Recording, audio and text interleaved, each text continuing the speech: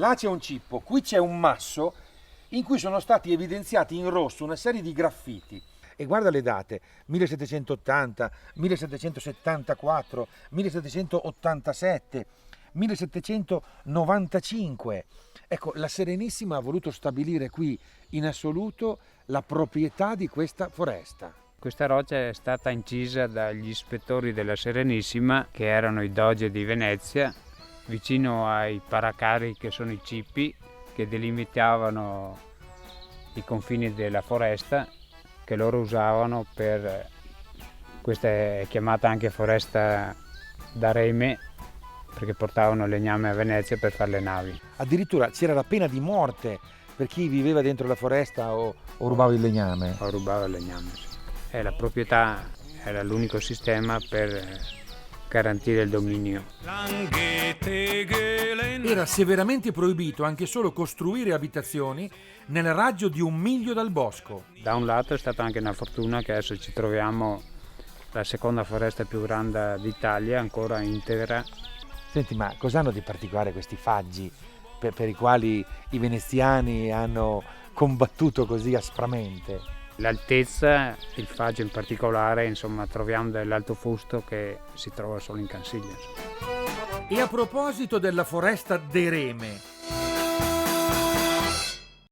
i remi, ecco qua, i remi fatti di faggio, fatti con i faggi della foresta del Cansiglio, fatti per la Repubblica di Venezia. Seguiamo il remo, i remi fatti da chi?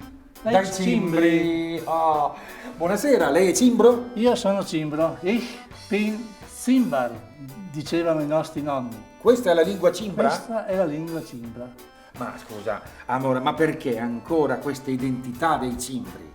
Chi siete? Da dove venite? Cosa rappresentate? Come vi sentite? Ci sentiamo come i ladini, come i germanofoni, come i valser, come tutte quelle minoranze che ci sono in Italia e che hanno conservato ancora parte della loro cultura, della loro lingua e delle tradizioni. E nel Veneto siamo in 3 località. Siamo ad Asiago, siamo sui Monti Lessini, Bosco di Chiesa Nuova, Erbezzo, Giazza e siamo in Cansiglio.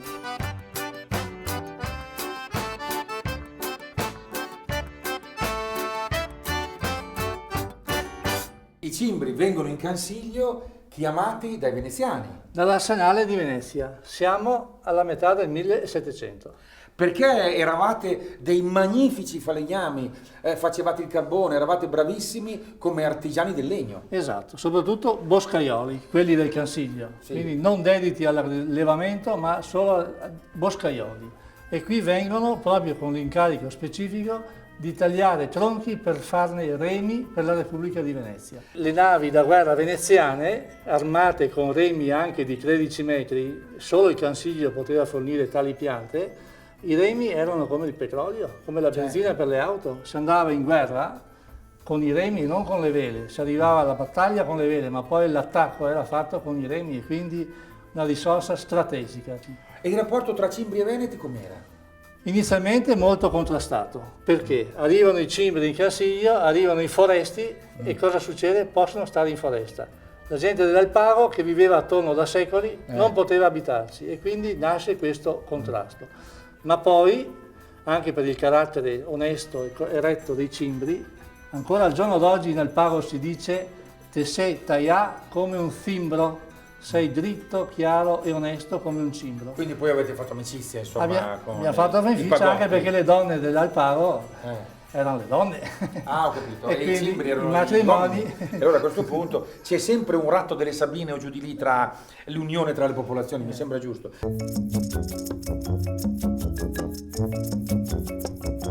È permesso? Oh, buonasera!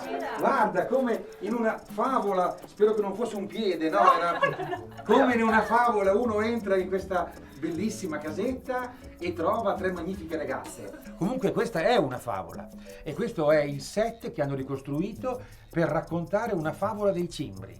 Perché l'Alpago è così, il Cansiglio è così, in sostanza vive sospeso tra il suo passato, il presente e il suo futuro.